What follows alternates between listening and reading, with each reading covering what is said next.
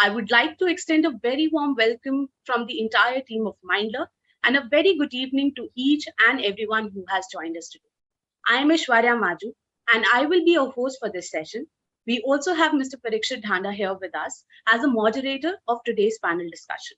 As you all know that the topic of today's panel discussion is career guidance ecosystem in schools in post national education policy era. Now, without any further ado, let me introduce you all to our extremely experienced stalwarts from the education background. First, we have with us Sapna Goyal. Sapna Goyal has a master's in medical and psychiatric social work from TIST Mumbai. She also have a diploma in child guidance and counseling from NCRT, a PG diploma in guidance counseling from Barkatullah University, and a diploma in career counseling from UCLA and Univerite. She has completed a certificate program in college counseling from Columbia University. A graduate from the first batch of the IC3 Institute, Sapna has several years of experience in children's emotional and behavioral counseling and worked extensively with disadvantaged children. She has established the career guidance program at Mayo College, Ajmer, where she currently works as a career guidance counselor and behavior counselor consultant.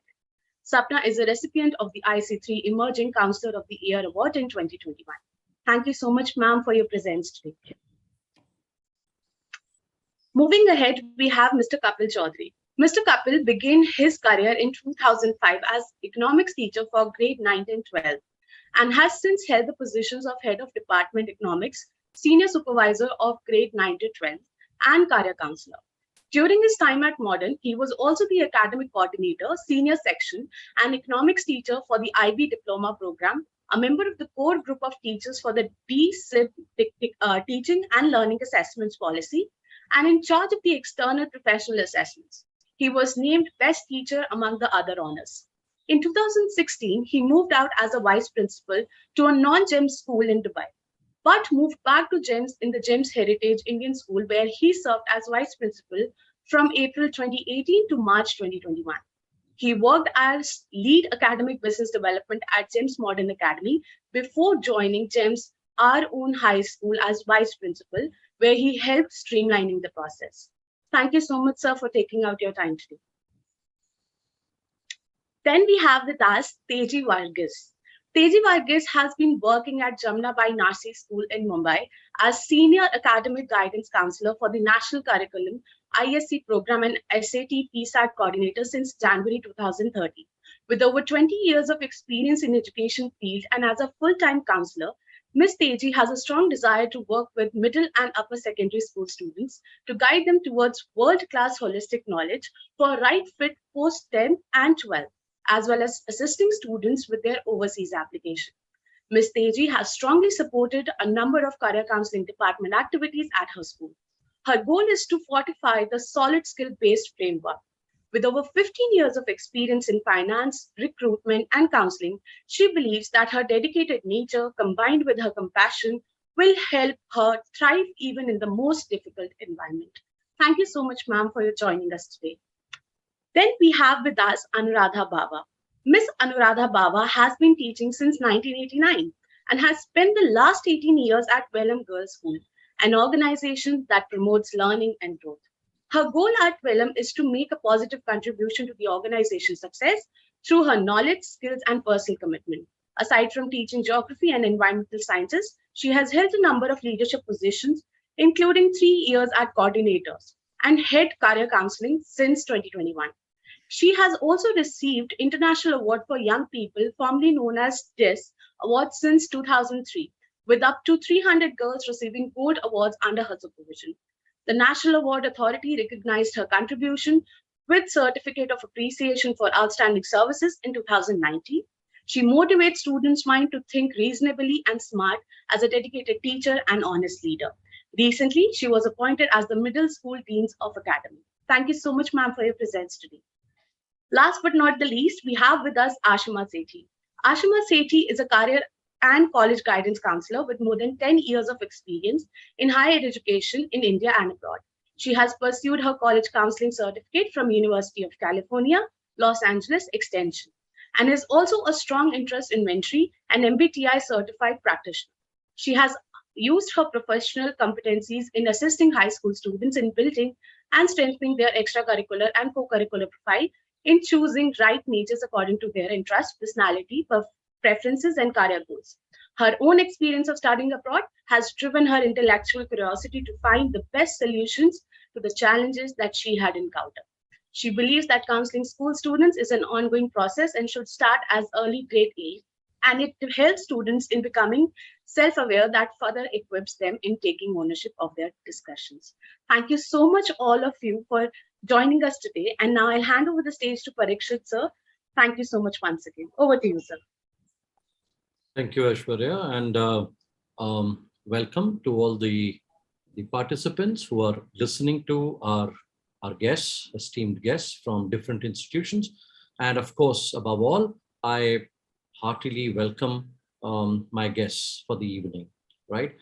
So now, as we all know, the topic is career guidance, and no one better than all of you who are doing some remarkable work in your institutions. Just setting the context for the evening, dear participants, we'll be discussing a lot of things. And of course, we'll also get to hear a few success stories from our esteemed guests, and also talking about the need for career guidance in educational institutions, especially schools.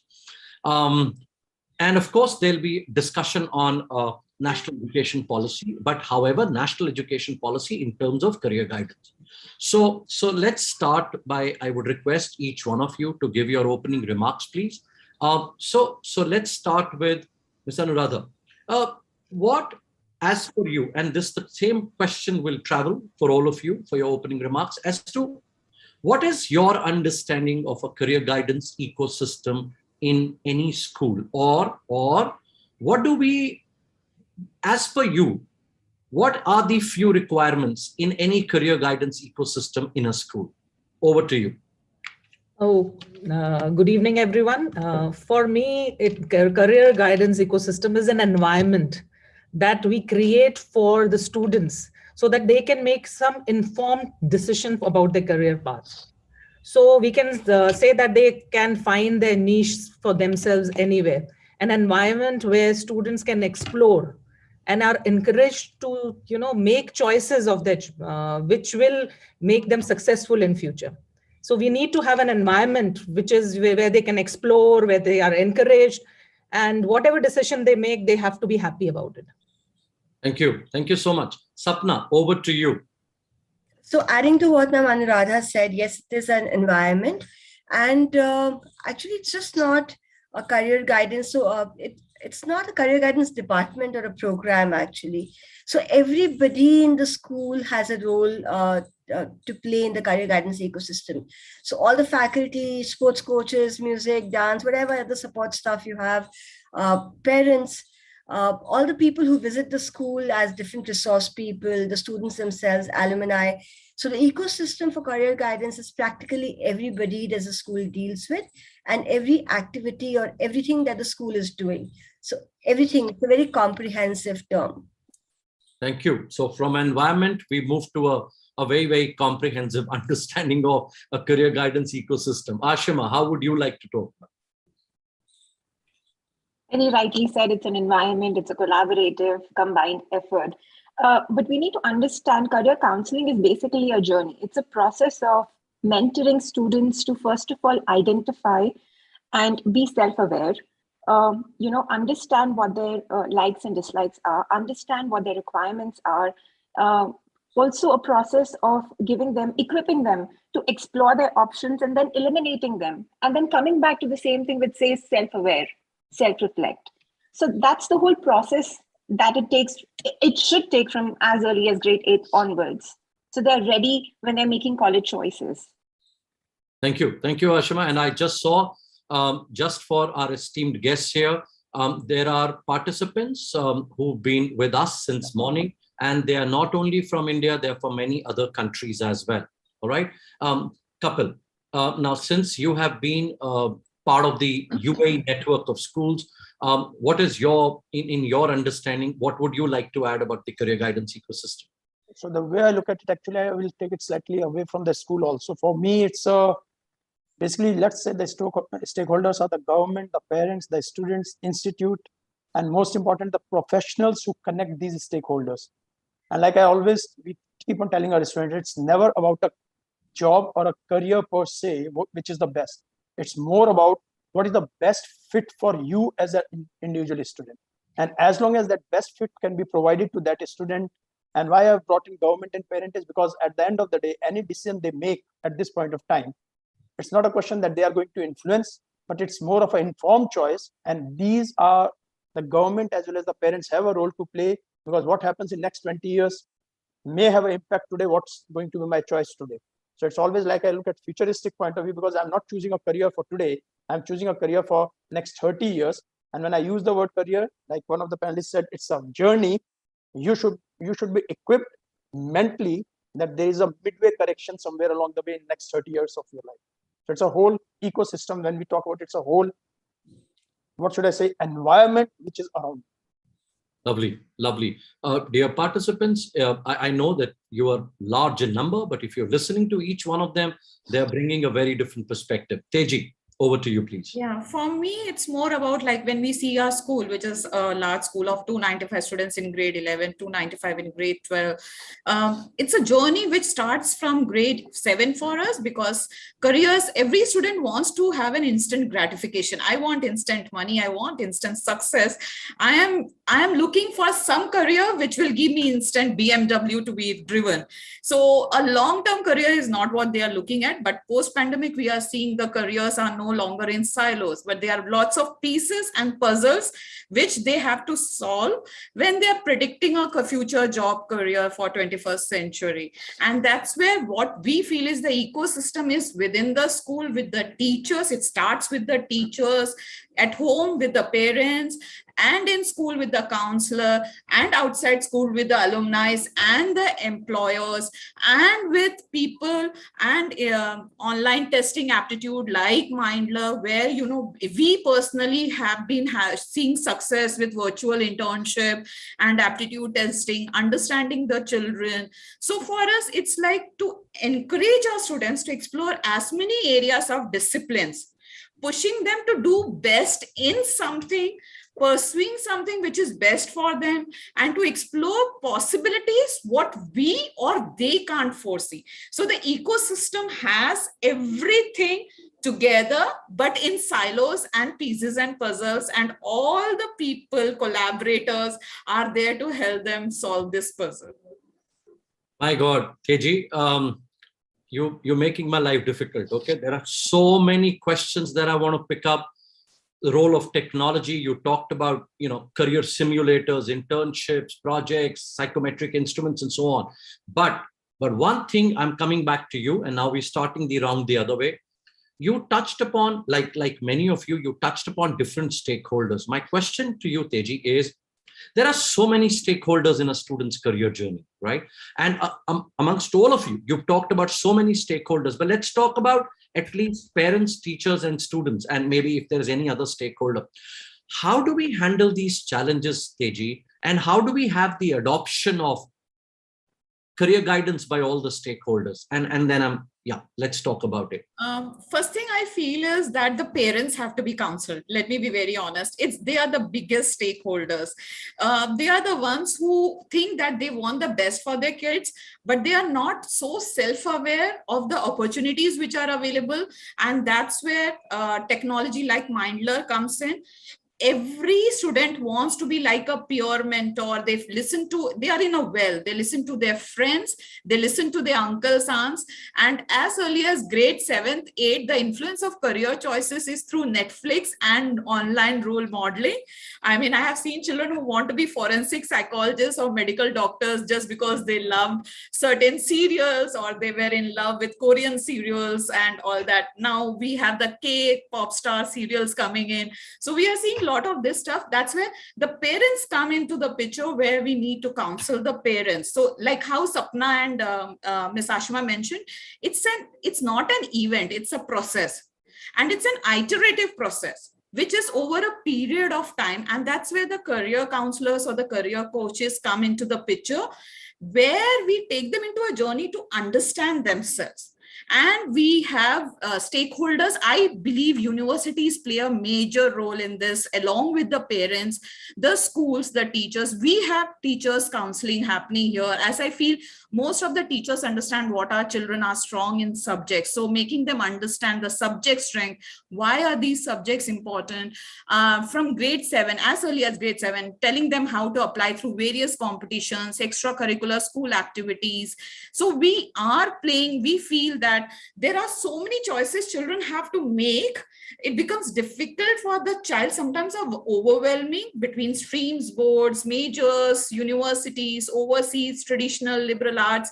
And that's where I feel, again, I will say the Mindler blog is awesome. I'm not trying to promote Mindler, but we say that it's one of the best blogs which I have seen in situation to the current scenario. So we do say, apart from school, I would recommend Mindler and certain other like HT Campus. We do prefer that. Australian labor law sites, US, UK sites, they are really good. So we do share these sites. We do have sessions with our students where we have our students coming in who, like, we are a 52-year-old school. So we have a lot of alumni who are grandparents as well, parents as well. We have charters.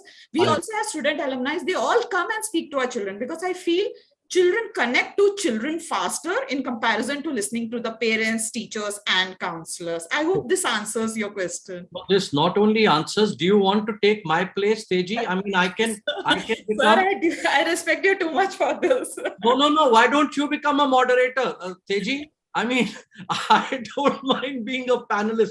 Awesome is not the word. And by the way, let me tell you, if any student is listening to you right now, the stress level will increase. That there is so much that one has to be done.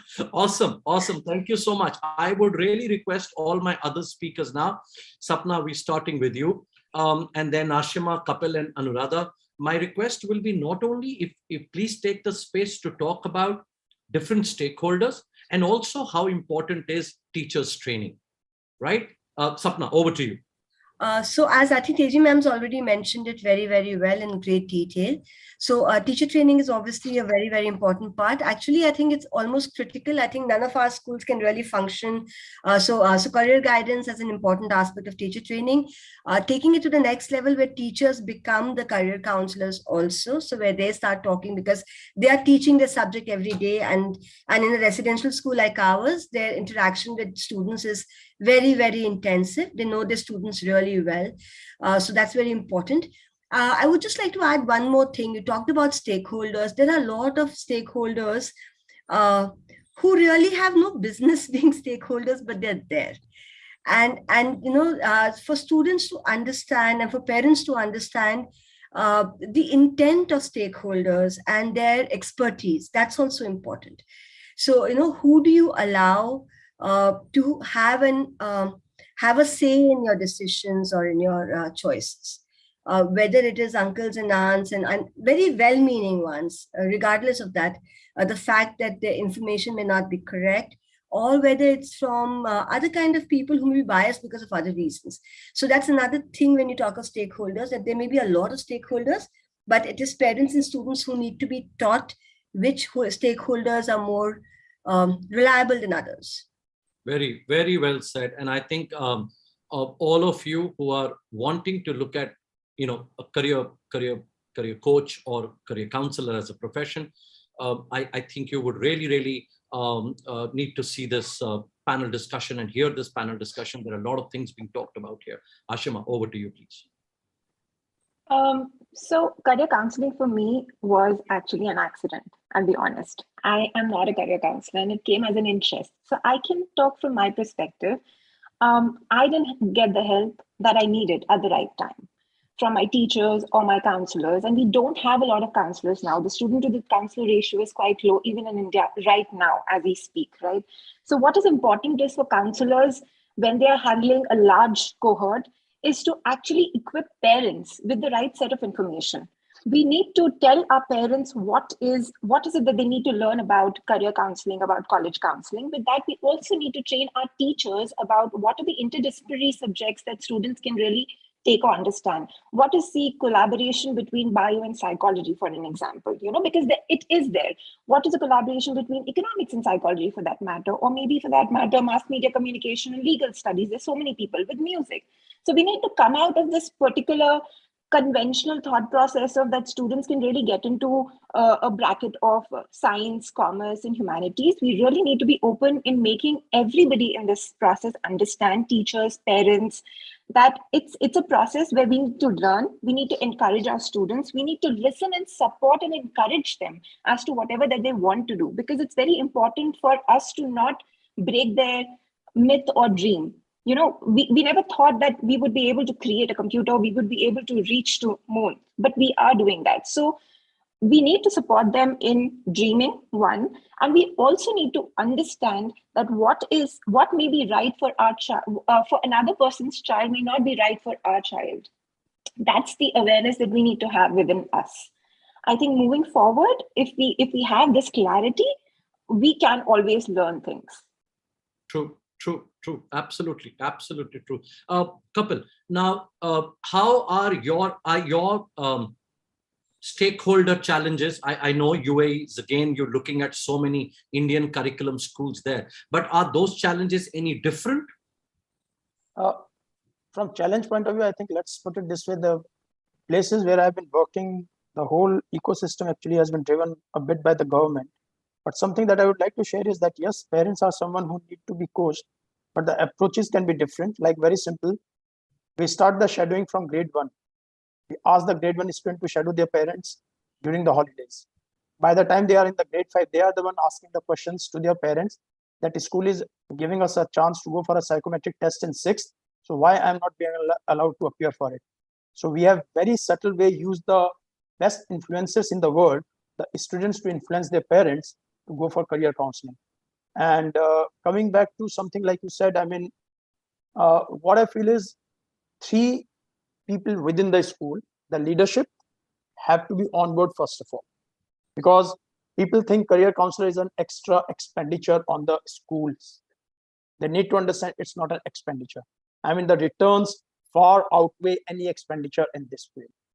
And we have data, because I'm very much a data-driven person.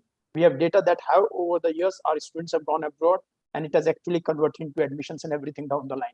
So they need to understand that with the statistics. Second, the teachers, 100% agree, the teachers need to be on board. In fact, according to me, every senior teacher need to have the basic training about, and they need to get regular updates from the career department, because teachers, in a subtle way, when they are teaching in the classroom, they influence the students. When a maths teacher says maths is the best subject, you cannot do anything in life without mathematics. As a counselor, I may be telling 10% of my students, sorry, you can do everything in the world without mathematics also, so don't worry. So teachers are the second part. And the third, like I said, is then, of course, are the parents. Parents need to be given that confidence that whatsoever is happening is for the good of your child. I mean, coming to the typical Indian conditions, where even today we know in every city, the coaching institute is guiding you only towards being an engineer or a doctor. And now all of a sudden, in the last couple of months, I've seen YouTube videos, everyone is going for Agniveer.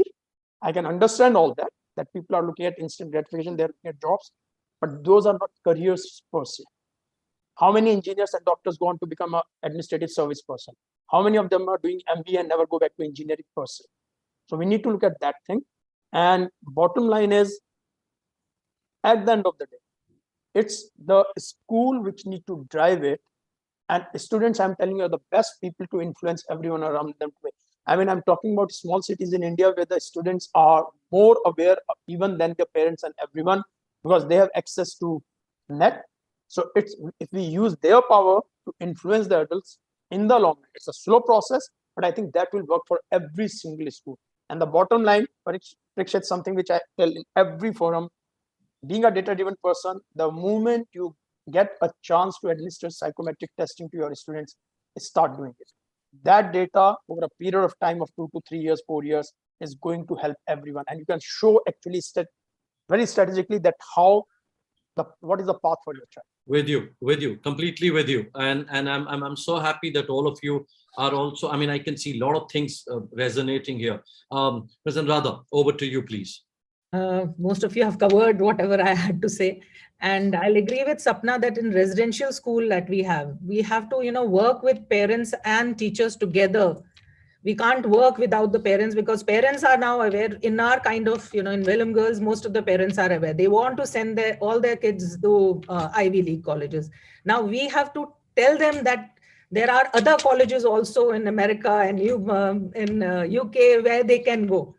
So here teachers training is very important, because not in Uttarakhand itself, if I say, there are around 24,000 schools which are there. So if we, they are not going to government school. If we talk about government schools, they don't have career counselors, and even they need career counseling. So I think teachers, if we train the subject teachers, because they are interacting with the students more, it will be, really good for the students. They'll be able to reach out to them. And I feel teachers training is instrumental in building students' professional as well as personal growth. Because school are the only just the beginning of the journey.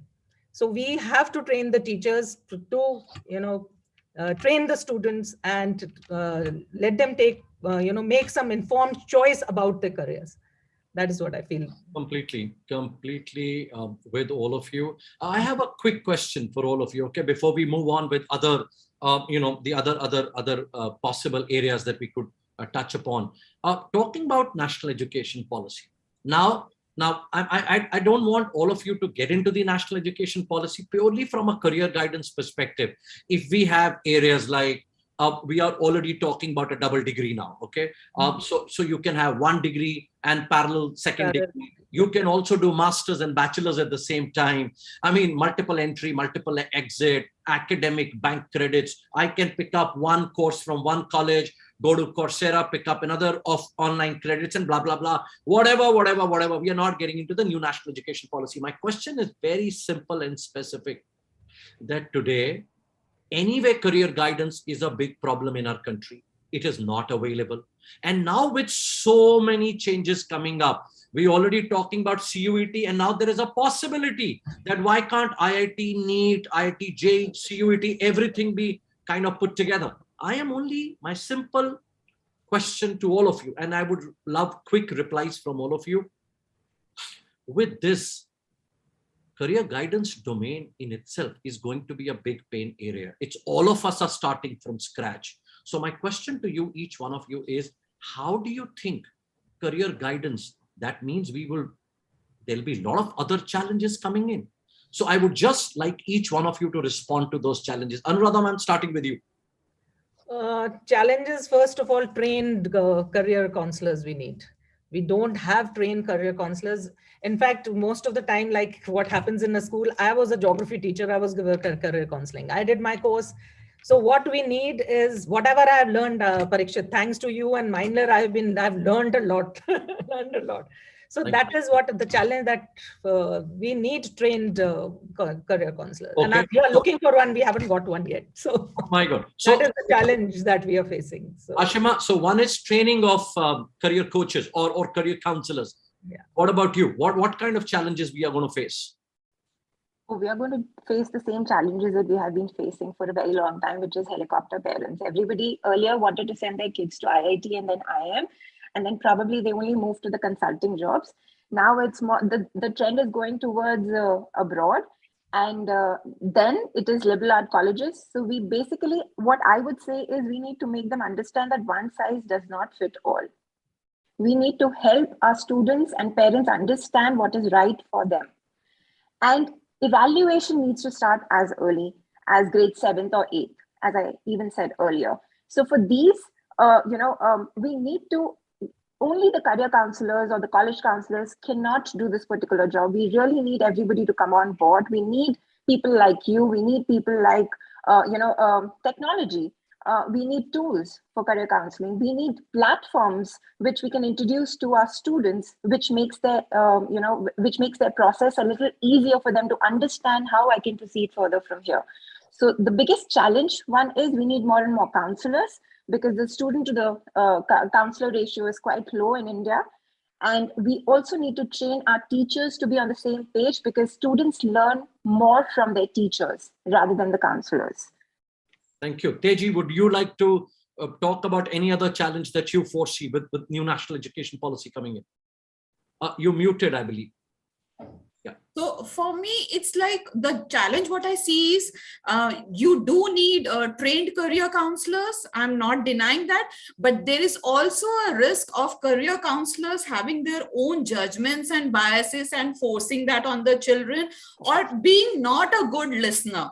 So for me, it's like a blend of professional counseling, career counseling along with emotional counseling, because they're at a very critical phase. Instead of trying to judge them, we need to understand them in a very in their home environment, in their school environment, in their learning ability environment, with the psychometric assessment, academic performance. That matters a lot. The only thing every day I tell myself is I'm not supposed to judge a child. I'm supposed to be a good listener.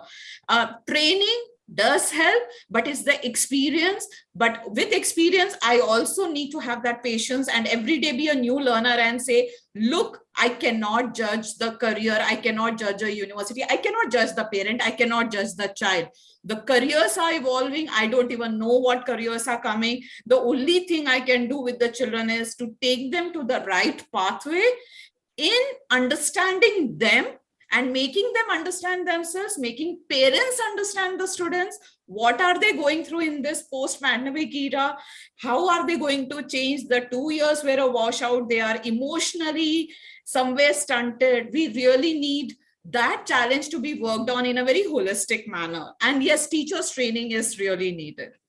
Thank you. I don't know if all of you are able to visualize, but we are practically making this as a master class on career guidance. Okay, Sapna, I know that smile. Over to you. I think everybody's already spoken of challenges. Just to add to everything, I think my belief is that no matter how many trained counselors we have and no matter how much we train our teachers, what the NEP is actually giving us is an unlimited buffet of stuff, right? And the more the choices, the more difficult it is always. And thus, we really need to start equipping our children. We really need to give them the tools to start exploring and making their own decisions and saying it's okay if you make a mistake. You are curious about, say, this thing, go try it out.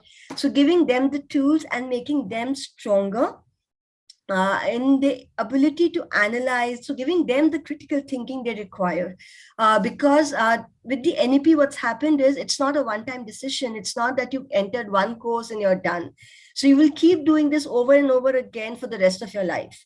And because of that, it is essential that the child develops that sense of this is right for me right now, and then reevaluate that, okay, now this was right then, but now maybe there's something else that's opened up. So rejudge, reevaluate, re-explore, and be ready to learn again. So that we need to get them used to that system. Otherwise, no matter how much we train anybody, it won't work. Kapil. I think taking from what Sapna said, yes, training is must and career counselors are required and we need to train them. But what I feel is that's not going to basically do away with the problem we are going to face is, and that is what I call to upgrade yourself 24/7. Career guidance is not something that I got a certificate and that's it. You need to be networking with the professionals, like I always call. You need a doctor for your career. And the career counselors are those doctors only if they have the right tools. So what is required is that structure in the country, in the school, that if a career counselor is there, is not the only one. Okay, you have done a degree, you have done the course, and now you are a career. They need to invest in the career counselors to upgrade themselves continuously, to network with people, professionals. And okay, I can say it mostly. I never say that way, but yes, like Mindler is there. You need to be connected with professional groups like Mindler, because let's understand it. You need experts. And no counselor can be expert of every single country. Remember, we have 192 plus countries. So what you need is, you need these experts to be connected, to be coming to your school, to be guiding the students. I mean, the colleges and schools should not think that, okay, I got a career counselor, why should I look beyond that? Sorry, You have a career. Think of it, career counselor, as a facilitator of all career activities. Bring that structure into your school. Connect with these different professionals. Bring them to the school. Let them take it over with the parents, with the students. You provide the structure. You provide the facilities. As a career counselor, you understand it. You give your inputs. But like I said, it's too vast a field in today's world to be like, I think Teji said, we need emotional quotient also. We need career information. I need subject information. I need board information. Typical question. IB is better. ICSC is better. I mean, incidentally, I've been in ICSC, CBSC, and IB. I've taught all three. Students from my school have been going, 50% of students end up going to UK, USA, Canada every year since last 15 years. Frankly speaking, what I found is a lot of universities have zero information in 2006 and 7 about the Indian system. So we actually did the reverse. We started calling them to our school that when you visit Dubai next time, come to my school. I'll take you through the Indian system. We told them in 2006 that please understand, integration or calculus is something which is taught in Indian system right through all boards. Because for them, calculus was not there in Indian system. So a lot of students used to miss out on admissions in Canada and US. Of course, things have changed. So it's a two-way process. Whenever you find time, please connect with the colleges, universities. And I'm telling you, the simple solution is, if you are stuck, my experience has been, write a mail and you'll get an answer. But please don't pass on your judgment. Please don't pass on any information which you are not sure. Because that will not bring confidence. Thank you. Thank you. If any student, any young student or any young graduate is listening to all of us, or listening to the panelist here, and you're thinking of being a career coach or a career counselor, of course, I'm not getting into the definitions right now. I must tell you, this is a very serious career. Okay, and this is like any like you're talking about fintech, you talk about anything. This is a very powerful career opportunity, number one. Number two, as my co-panelists have talked about, I mean, my panelists basically have talked about, I have spent close to 24, 25 years in the field. And if you actually ask me, Parikshit, how much do you know? I would say this much, because it's a vast ocean. It's a vast ocean, and all of them are talking about you need constant upgradation, your skill set. There are so many things being talked about. Sapna, let's start with you the next round. We are talking about internships, we're talking about technology, we're talking about tools, we are also talking about psychometrics assessment, so many things. How important role do these tools play in building a career guidance ecosystem in any institution? So the tools play a very important role in building the ecosystem. So I think almost everybody's already mentioned psychometric testing, and of course that's an important part of it. But the tools also are very, very important. So all three stages of the career exploration process, which would be self-awareness.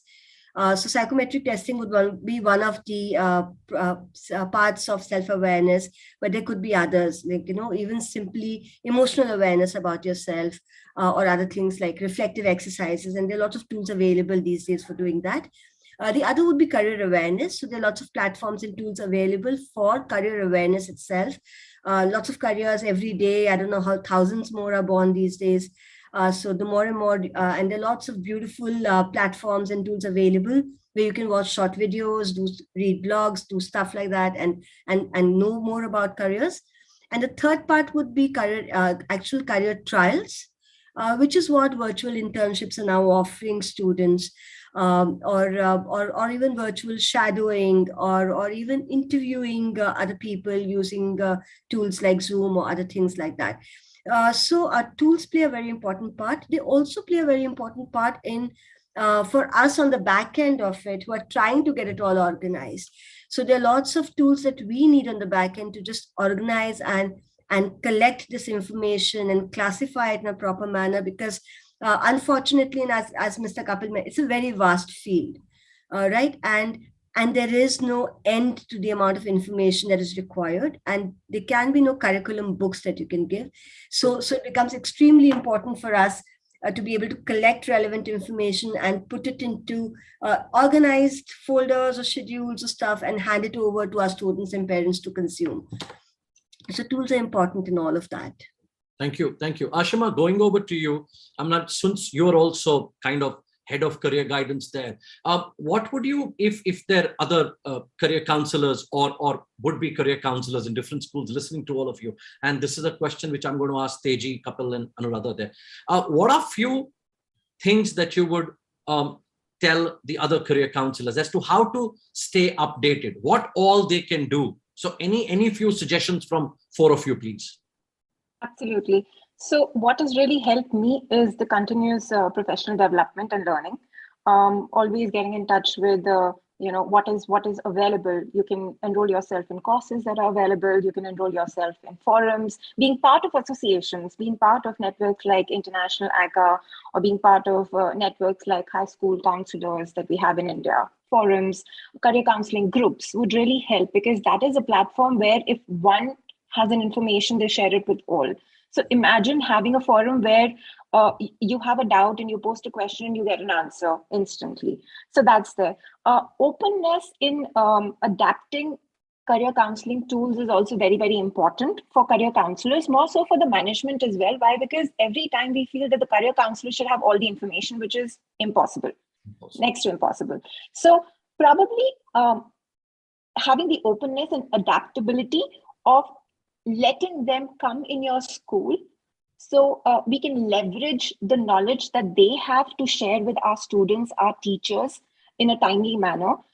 Probably you have 10,000 things and you can't take care of them, but introducing these people, these organizations, associations, organizations like Mindler helps in streamlining and structuring the whole process. This can also help in creating a career development program for each grade. So it definitely does help. So each counselor, when becoming a counselor, should understand that even if I don't know everything, it's absolutely fine. Even if I'm clueless, it's absolutely fine. There are tools available. I need to just be open and adapting myself and learning and relearning, because it's a continuous process, as I said.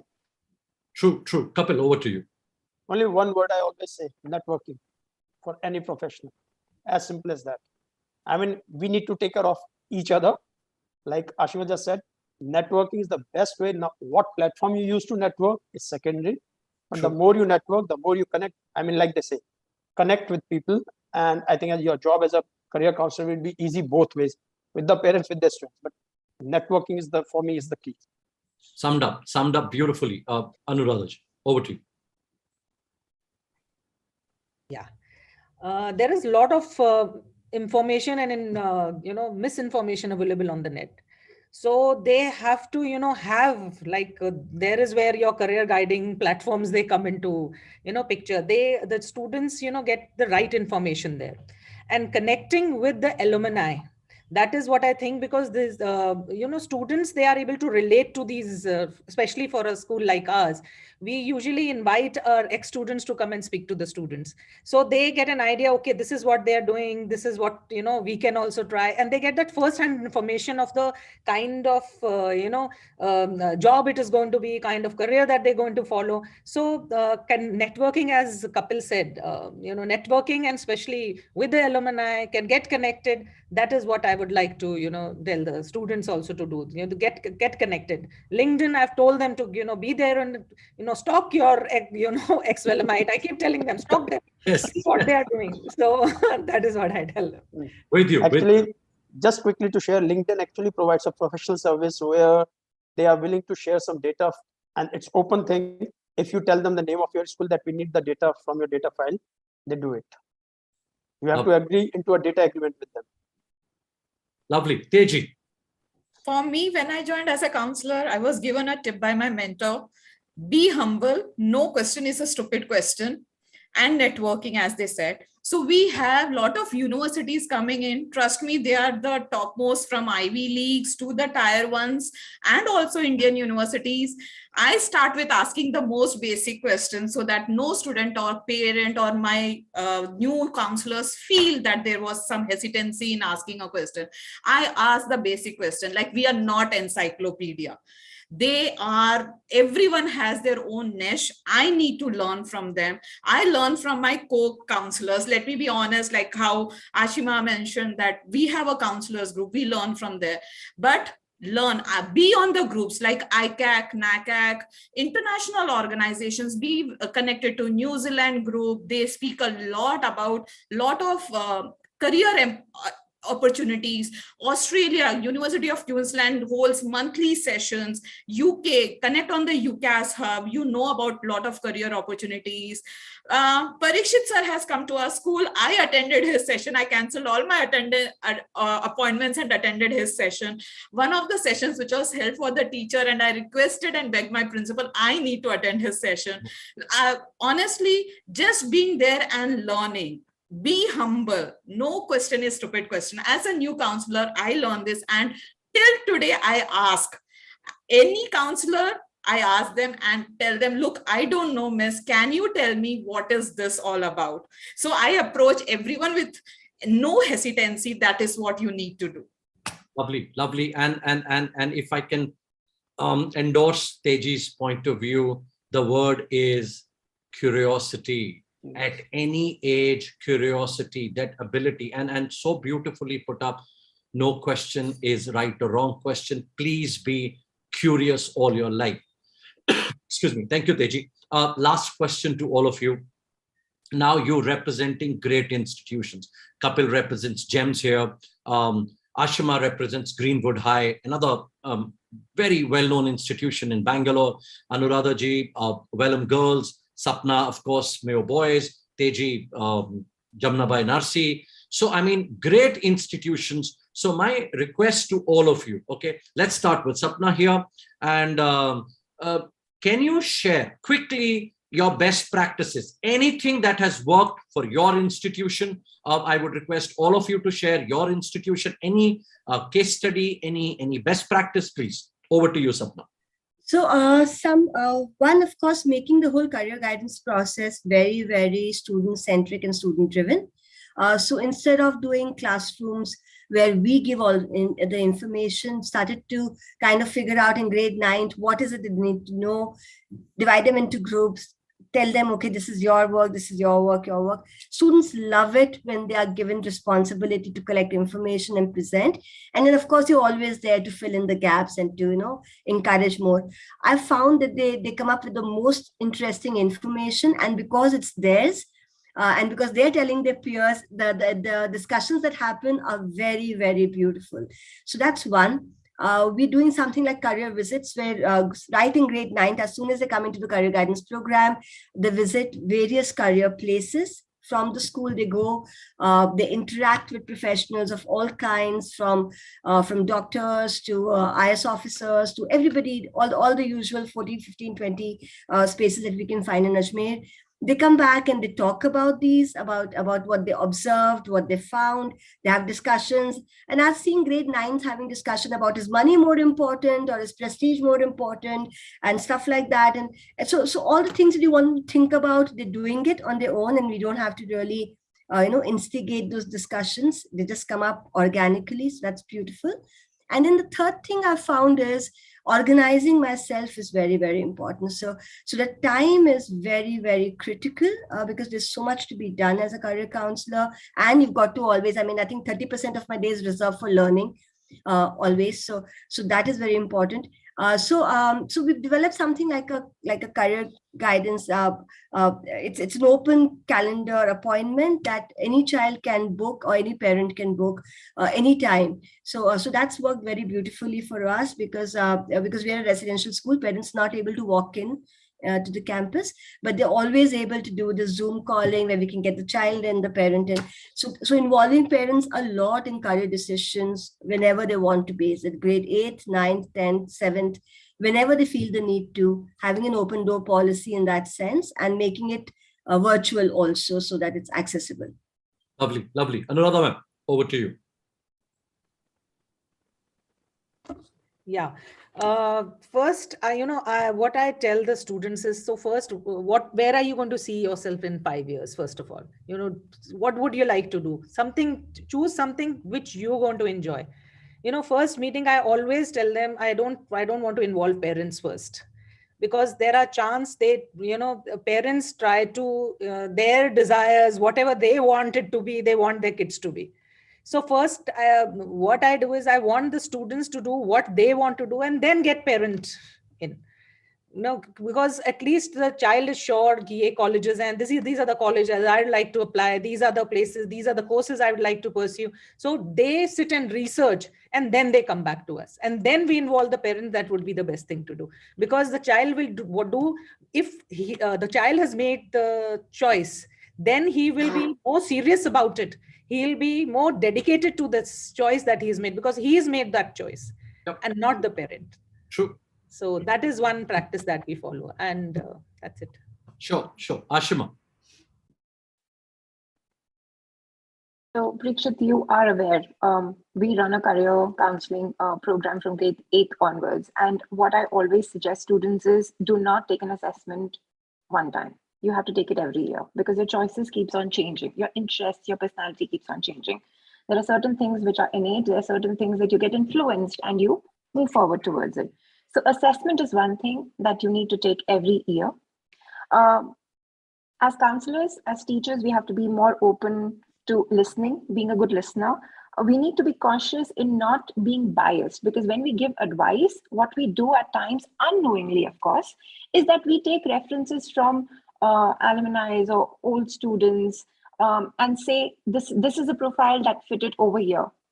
It may at that time, but not, this year, probably. So we need to give advice, being unbiased. We need to help students in setting the goals, because when they're setting goals and they're achieving them, it's an instant gratification right then and there. They feel happy about it when they achieve something. And it also helps them in building their decision-making skills. So this is something that we need to really equip, and this is something that I am doing in my school with my students. And by the way, I'm not sharing this, but I have been lucky that I've worked with all of them in some capacity or the other, and continue to be, working with them. Thank you so much. Kapil, over to you, please. So one of the things I've just seen one of the attendees also writing about it, shadowing. So one thing which has worked is a very simple thing, telling the parents, please take the child to your workplace for 2 to 4 days during the holidays. We don't have to even look for someone that where will they go for shadowing. I mean, no matter what is the kind of job, and what we have found 99.9% time the organization accepts it, that your child can come and visit our institute, our place for 2 to 3 days. And then we just give a simple guideline to the students. 3 questions which come to your mind: what you liked, why you liked, and what do you think you need to do if you want to pursue that career, that choice. Kids do their work. You will be surprised, grade 2 kids do it and they come out. I mean, this is the part of the world where everyone has got a tab in hand. They do a bit of research and come out, okay, I want to be a doctor, so I have to do something like a MBBS. They may not know what is MBBS, but they know that they have to do something like that. So shadowing has worked very effectively. Secondly, what just Ashima and everyone has said, I think a very structured pathway from somewhere in the middle school, moving to the senior most class, where you have check-ins, because like I said, kids will change, their choices will change. So keep a track of those choices. So you start, it's like having what we call a portfolio of the students with certain checklists starting somewhere in grade 5 and 6, follow it up, and we pay a lot of attention in that to their interests and hobbies. Because that at times actually kind of quantify in reality what they are planning to do. And then that information, like someone said, we meet the students first, like Anuradha said, we meet the parents, and yes, from grade 5 on, every orientation we have, we do make it a point that at least 2 to 3 orientations in a year when the teachers are having, they do bring in this element that your child need to be aware, this is what you need to do. So it's a continuous work, like I said, from the school point of view. Do we have a big department? Remember, there are two career counselors. It's a big school, so there are 2 career counselors. There is a team of 17 teachers supporting them. Those teachers have been trained over the years. Okay. And now we have teachers who are specific to Canada, specific to US. So we don't have like career counselor for each country. And they are not like working toward that I know everything about US. No, my job is to make sure that anything coming from US, any information coming, any university coming, I am the one who is going to deal with it and take it forward. So that structure in place has helped to streamline. So somewhere institutes need to look into this part. How do you structure your career guidance cell that you are able to approach right kind of people, because otherwise to expect one career counselor, like I think they said, I school with 400 students. Right now I'm in a school. If I tell you, I have 1,342 boys in grade 11 and 12 total. It's an all boys school. Oh my. So it's like a mini full school in grade 11 and 12, which will be looking at the colleges next year. God bless you. God bless you. Yeah. So it's the structure which works. Yeah. Teji, thank you, Kapil. Teji. So for me, I'll look at what I as a counselor do is start with a session in April with common sessions for parents and students, then have monthly sessions with my students in the foyer. But meanwhile, I'm also meeting the parents and the students first. I follow a reverse psychology where I meet the parents and the students. I do observe the child's attitude, because aptitude is there through the psychometric testing, but attitude comes when child sits in front of us.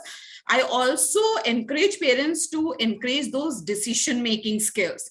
Like if child is making certain small decisions, parents, instead of telling them, I told you so, should follow, okay, let's see what changes we can do. So instead of I or you, it comes to we. We are the collaborators.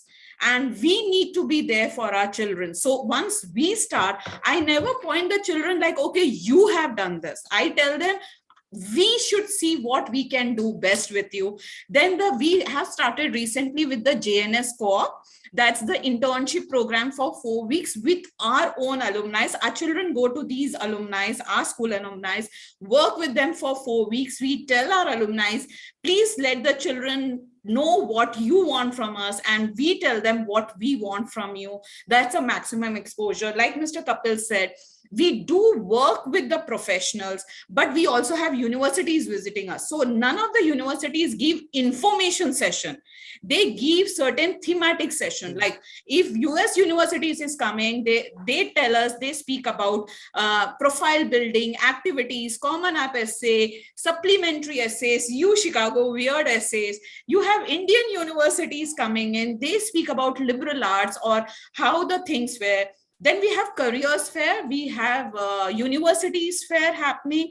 We do encourage our parents to come in, because a lot of responsibility in 12 lies with the parents more than the students. So we do tell parents, it's your responsibility to get your child a good internship during summer. The child should not be finding. So there is an equal responsibility of the child, parent. School is there to provide you with a backup. We are there for you, but it's joint responsibility from the shareholders that we work in. So we have found that children have work. We have personal one-to-one counseling with our children.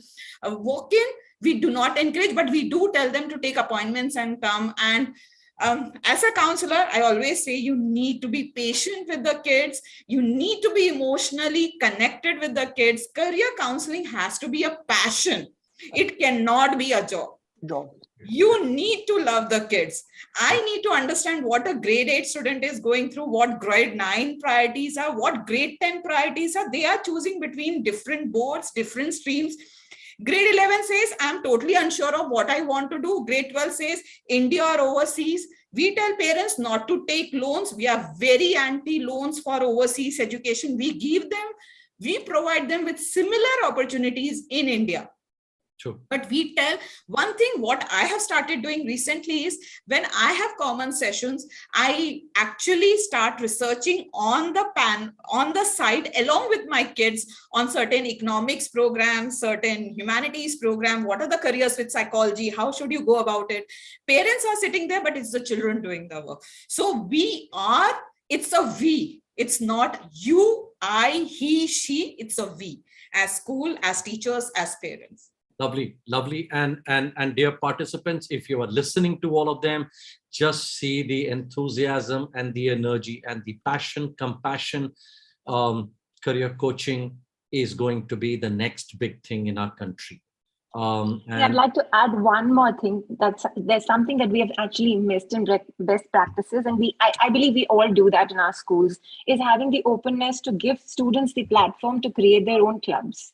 Every year keeps on changing. So 3 years back, I had a group of students who wanted to start their own online program, online magazine. a newspaper, and they were given all the help from the school.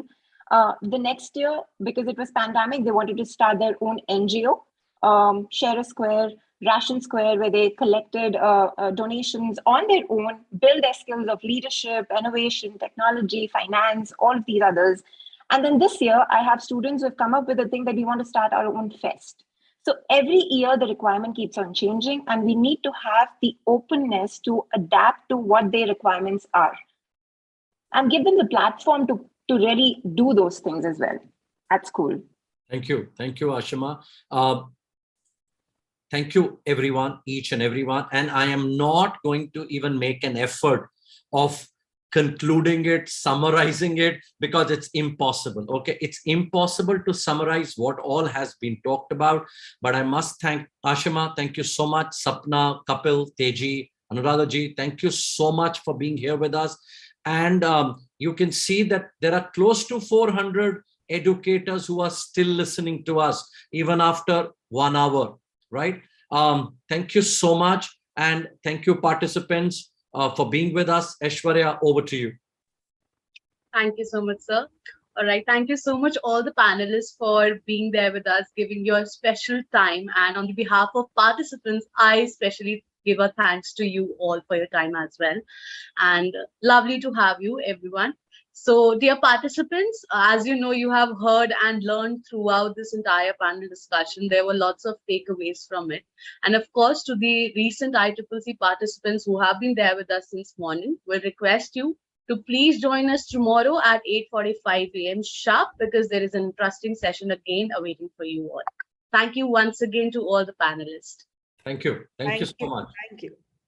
Thank you for having us. Thank you so much. Welcome. Welcome.